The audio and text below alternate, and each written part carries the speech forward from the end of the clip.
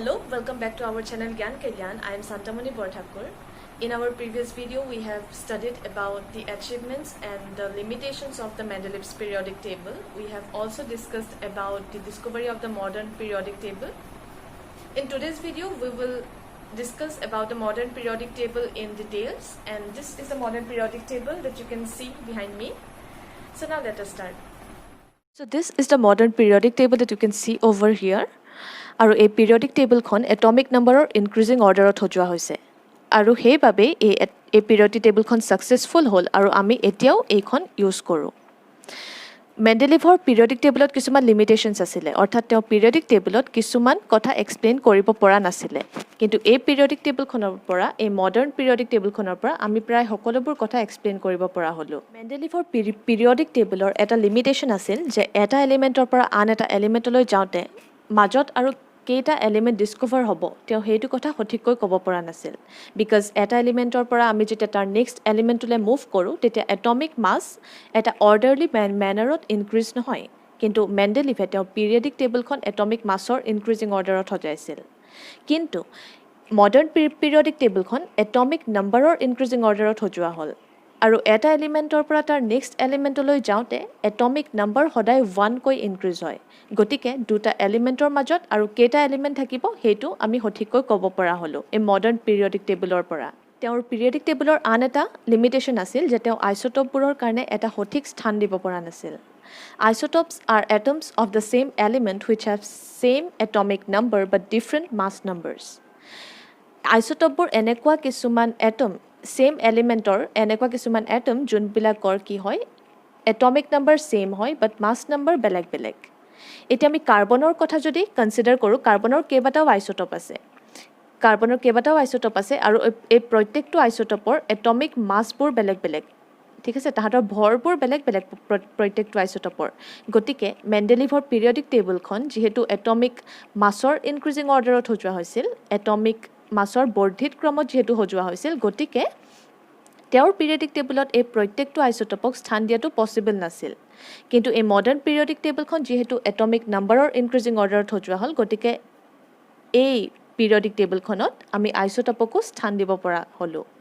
এটা কাৰ্বনৰ সব আইসোটোপৰ কি হয় যে এটমিক নম্বৰ সেম হয় 6 এ হয় কাৰ্বনৰ ক্ষেত্ৰত যিমান কেইটা আইসোটোপ আছে প্ৰত্যেকটোৰে এটমিক নম্বৰ 6 হয় গতিকে ইয়াত আমি কাৰ্বন বুলি লিখিলেই হ'ল প্ৰত্যেকটো আইসোটোপৰ কথা ইয়াত নিলিখিলেও হ'ব বিকজ এই মডাৰ্ণ পিৰিয়ডিক টেবুলখনত আমি এটমিক নম্বৰৰ ইনক্ৰিজিং অৰ্ডাৰত সজাওঁ গতিকে প্ৰত্যেকটো আইসোটোপৰ কথা ইয়াতে সোমাই যাব জাস্ট কাৰ্বন বুলি লিখিলেই হ'ল আমি ইয়াত এটমিক মাছ বিলাক যে বেলেগ বেলেগ হ'ব আইসোটোপৰ হেবুলি আমি বেলেগ বেলেগকৈ স্থান দিবলৈ দৰকাৰ নাই আইসোটোপক ফৰ পিৰিয়ডিক টেবুলৰ আৰু এটা লিমিটেশন আছিল হাইড্ৰোজেনৰ পজিশনক লৈ তেওঁ হাইড্ৰোজেনৰ বাবে এটা সঠিক পজিশন দিব পৰা নাছিল আৰু মডাৰ্ণ পিৰিয়ডিক টেবুলত কি কৰা হ'ল যে হাইড্ৰোজেনক এইটো পজিশনত ৰখা হৈছে বাট ইন ৰিয়েলিটি এই ফাৰ্স্ট গ্ৰুপ বুলি কোৱা হয় এইটোক আৰু এই ফাৰ্স্ট গ্ৰুপতো হাইড্ৰোজেনটো নেথাকে কিছুমান বুকত হেবাবে কি কৰা হয় যে হাইড্ৰোজেনটোক এই মাজতে এনেকৈ লিখা হয় এইটো শো কৰিবলৈ যে হাইড্ৰোজেন এই পিৰিয়ডিক টেবুলৰ কোনো এটা গ্ৰুপত ফিট নহয় হাইড্ৰোজেনৰ প্ৰপাৰ্টি এই গ্ৰুপৰ লগতো মিলে আৰু এই 17 গ্ৰুপৰ লগতো মিলে গতিকে হাইড্ৰোজেনক ফাৰ্স্ট গ্ৰুপত এনেকৈ থোৱা হৈছে হয় বাট ইন ৰিয়েলিটি হাইড্ৰোজেনৰ কোনো এটা গ্ৰুপত ফিট নহয় হাইড্ৰোজেন এলিমেন্টটো আৰু এই গ্ৰুপটোৰ প্ৰত্যেকটো এলিমেন্ট মেটেল হয় কিন্তু হাইড্ৰোজেনটো নন মেটেল গতিকে বহুত ডিফাৰেন্স আছে এই গ্ৰুপটোৰ লগত বহুত সিমিলাৰিটি থকাৰ সমান্তৰালকৈ বহুত ডিফাৰেন্সও আছে গতিকে হাইড্ৰোজেনক কিছুমান বুকত মাজত স্থান দিয়া হৈছে এইটো শো কৰিবলৈ that hydrogen doesn't fit into any group in the periodic table এতিয়া আমি মডাৰ্ণ পিৰিয়ডিক টেবুলৰ কিছুমান কথা অলপ ডিটেইলছত ডিসকাস কৰিম সো মডাৰ্ণ পিৰিয়ডিক টেবুলত এইবোৰ যোনবোৰ হৰাইজন্টেলি ৰো আছে এইবোৰক কোৱা হয় periods আৰু ইয়াত তোমালোকে দেখিবলৈ পাইছা 1 2 3 4 5 6 and 7 এই সাতটা পিৰিয়ড আছে আৰু যোনবোৰ ভাৰ্টিকেলি কলম আছে এইবোৰক কোৱা হয় গ্ৰুপছ আৰু ইয়াত 18টা গ্ৰুপ আছে আৰু ইয়াত 6 পিৰিয়ডৰ এই লেন্থে নামৰ পৰা 57 to 171 এই এলিমেন্ট কেইটা ইয়াত সেপাৰেটলি লিখা হৈছে আৰু ইয়াৰ এই সিৰিজটোৰ প্ৰথম এলিমেন্টটো হৈছে লেন্থেনাম আৰু হেইভাবে এই গ্ৰুপটোৰ নাম হৈছে লেন্থেনয়েড আকৌ ইয়াত 7th পিৰিয়ডৰ 89ৰ পৰা 103 লৈকে এই এলিমেণ্টকেইটা ইয়াত ছেপাৰেটলি লিখা হৈছে আৰু ইয়াৰ ফাৰ্ষ্ট এলিমেণ্টটো হৈছে এই ছিৰিজটোৰ ফাৰ্ষ্ট এলিমেণ্টটো হৈছে এক্টিনিয়াম আৰু সেইবাবে এই ছিৰিজটোৰ নাম হৈছে এক্টিনইড আৰু ইহঁতৰ লেন্থেনইডছ এণ্ড এক্টিনইডছৰ প্ৰপাৰ্টি এই ছিৰিজটোত থকা এই ছিৰিজকেইটাত থকা বাকী এলিমেণ্টবোৰতকৈ সামান্য বেলেগ আৰু সেইবাবে ইহঁতক ছেপাৰেটলি ইয়াত লিখা হৈছে আৰু পিৰিয়ডিক টেবুলখন অলপ কম্পেক্ট কৰি দিয়া হৈছে আৰু ইয়াত এক্টিনইডছৰ ছিৰিজত যোনবোৰ এলিমেণ্ট আছে এই এলিমেণ্টবোৰ কি হয় যে ইহঁতি ৰেডিঅ' এক্টিভ হয় ইহঁতি ৰেডিয়েশ্যনছ এমিট কৰে আৰু ইয়াত ফাৰ্ষ্ট পিৰিয়ডত দুটা এলিমেণ্ট আছে ছেকেণ্ড পিৰিয়ডত 8টা থাৰ্ড পিৰিয়ডত 8টা ফ'ৰ্থ এণ্ড ফিফ্থ পিৰিয়ডত 18টাকৈ এলিমেণ্ট আছে আৰু ইয়াত ছিক্সথ এণ্ড ছেভেন্থ পিৰিয়ডত 32টাকৈ এলিমেণ্ট আছে আৰু এই ছিক্সথ এণ্ড ছেভেন্থ পিৰিয়ডত লেন্থেনইড এণ্ড এক্টিনইড ৰেচপেক্টিভলি এই দুটা ছিৰিজ সোমাই আছে যোনকেইটাক ইয়াত ছেপাৰেটলি লিখা হৈছে আৰু ইয়াত ফাৰ্ষ্ট গ্ৰুপটোক এক্সেপ্ট ফৰ হাইড্ৰজেন ঠিক আছে lithium sodium potassium rubidium caesium and francium এইকেইটাক কোৱা হয় এলকালি মেটেলছ এণ্ড ছেকেণ্ড গ্ৰুপটোক কোৱা হয় এলকালাইন আৰ্থ মেটেলছ ইয়াত বৰণৰ এইটোক কোৱা হয় বৰন ফেমিলি এইটোক কোৱা হয় কাৰ্বন ফেমিলি ইয়াত নাইট্ৰজেন ফেমিলি অক্সিজেন ফেমিলি ইয়াৰ আৰু এটা নাম আছে কেলকোজেন এণ্ড এইটো হৈছে হেল'জেন ফেমিলি আৰু এইখিনি হৈছে নোবেল গেছেছ ঠিক আছে এতিয়া এটা এলিমেণ্টৰ যদি আমি পিৰিয়ড নম্বৰ আৰু গ্ৰুপ নম্বৰ জানো তেতিয়া আমি সেই এলিমেণ্টটোৰ বিষয়ে বিভিন্ন কথা জানিব পাৰিম এটা এলিমেণ্টৰ গ্ৰুপ নম্বৰটোৱে সেই এলিমেণ্টটোৰ আউটাৰমোষ্ট শ্বেল বা তাৰ বহিৰ্তম কক্ষত কিমানটা ইলেক্ট্ৰন আছে তাৰ বিষয়ে আমাক নলেজ দিয়ে আৰু এটা এলিমেণ্টৰ পিৰিয়ড নম্বৰটোৱে সেই এলিমেণ্টটোত কিমানটা অৰ্বিট বা কক্ষ আছে তাৰ বিষয়ে আমাক বুজায় ফৰ এক্সাম্পল আমি যদি ইয়াত মেগনেছিয়ামৰ কথা কওঁ এই মেগনেছিয়ামটো তোমালোকে দেখিবলৈ পাইছে ইয়াৰ এই মেগনেছিয়ামটো থাৰ্ড পিৰিয়ডত আছে ঠিক আছে এইটো হৈছে থাৰ্ড পিৰিয়ড গতিকে এই মেগনেছিয়ামৰ অৰ্বিট কেইটা থাকিব ইয়াৰ তিনিটা অৰ্বিট থাকিব বা তিনিটা ইয়াৰ কক্ষ থাকিব আৰু এই মেগনেছিয়ামটো এইটো হৈছে ফাৰ্ষ্ট গ্ৰুপ এইটো হৈছে ছেকেণ্ড গ্ৰুপ গতিকে মেগনেছিয়াম যিহেতু ছেকেণ্ড গ্ৰুপত আছে তাৰমানে ইয়াৰ ভেলেন্স শ্বেলত বা আউটাৰমোষ্ট শ্বেলত দুটা ইলেক্ট্ৰন থাকিব তেনেকৈ আমি যদি ইয়াত কাৰ্বনৰ কথা কওঁ কাৰ্বনটো ইয়াত ছেকেণ্ড পিৰিয়ডত আছে গতিকে কাৰ্বনৰ দুটা শ্বেল থাকিব বা দুটা তাৰ অৰ্বিট থাকিব আৰু যিহেতু এইটো ইয়াত 14 গ্ৰুপত আছে গতিকে ইয়াৰ আউটাৰমোষ্ট শ্বেলত 4টা ইলেক্ট্ৰন থাকিব তাৰমানে ইয়াৰ ভেলেন্সি হ'ব 4 এইটো তোমালোকক এনেকৈ বুজাব পাৰি এতিয়া আমি যদি মেগনেছিয়ামৰ কথা কওঁ মেগনেছিয়ামৰ এটমিক নম্বৰ হৈছে 12 এটমিক নম্বৰ অফ মেগনেছিয়াম 12 গতিকে তাৰ ইলেক্ট্ৰনিক কনফিগুৰেশ্যন হ'ব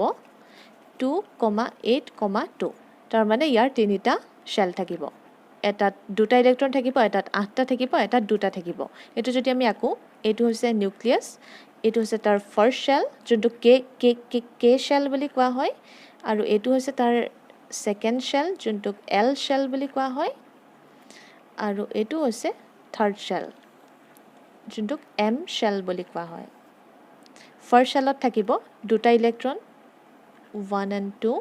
ছেকেণ্ড শ্বেলত থাকিব 8টা ইলেক্ট্ৰন 1 2 3 4 5 6 7 and 8 আৰু এইবোৰৰ বিষয়ে মই তোমালোকক ক্লাছ 9ৰ চেপ্টাৰবোৰতো বুজাইছোঁ এইটো হৈছে 1 and 2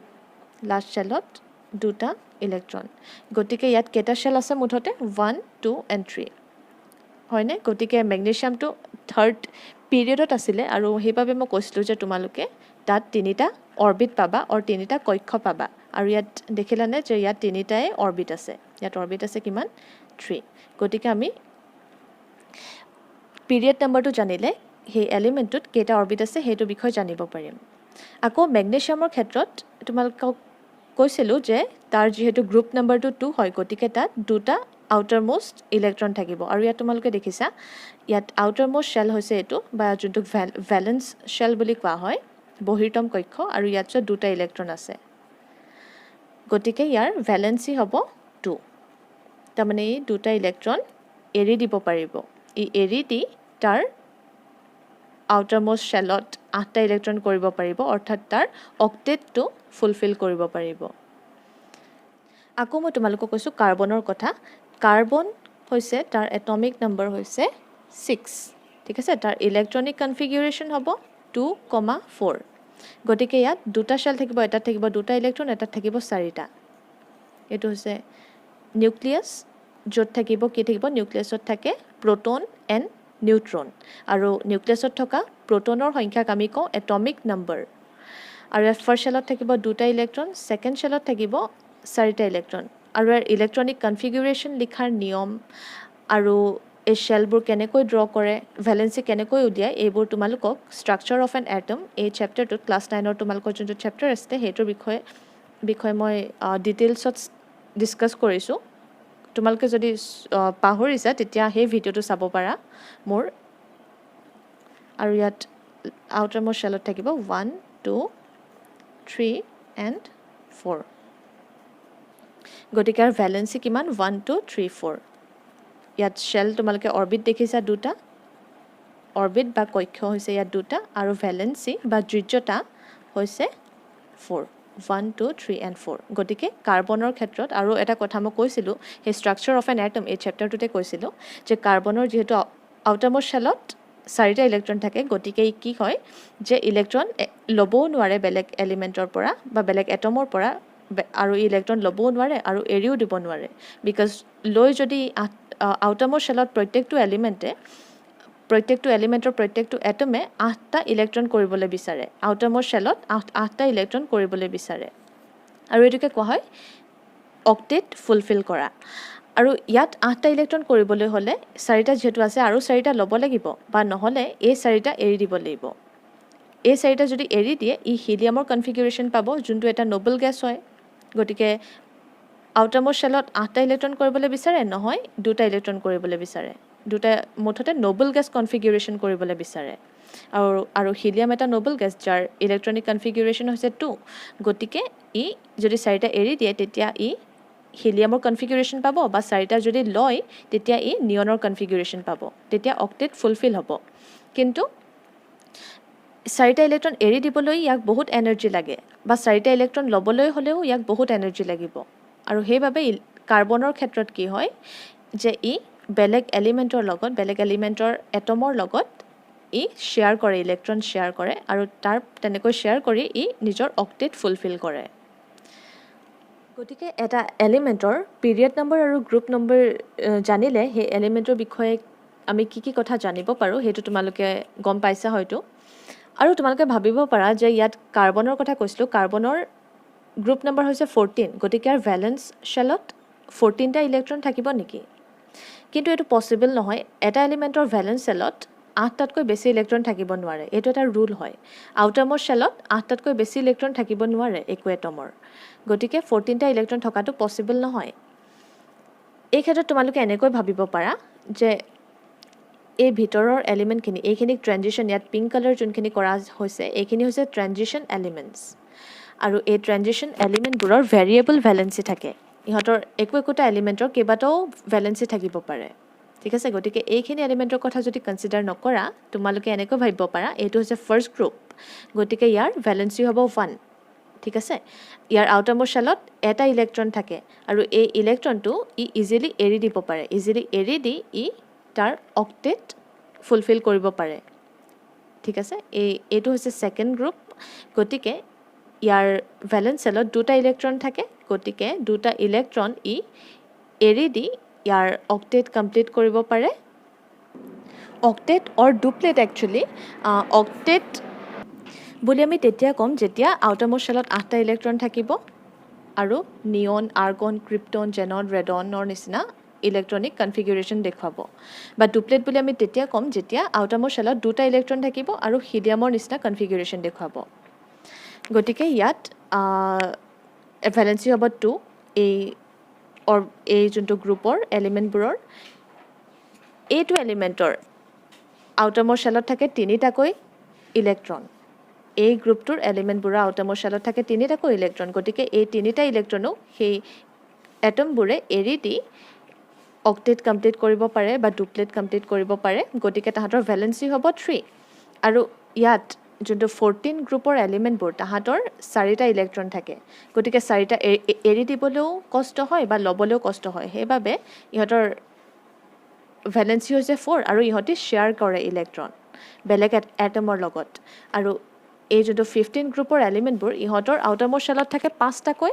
ইলেক্ট্ৰন গতিকে 5টা ইলেক্ট্ৰন এৰি দিয়াতকৈ 3টা ইলেক্ট্ৰন লৈ অক্টেট কমপ্লিট কৰাটো বেছি সহজ